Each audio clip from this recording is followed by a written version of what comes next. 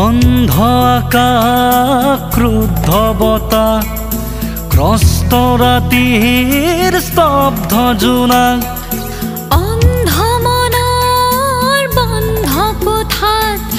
হিংস্ৰ প্ৰেমৰ মুক্ত প্ৰকাশ মুকুতি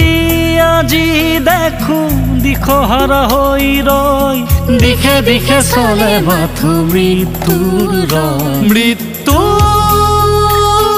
এতিয়া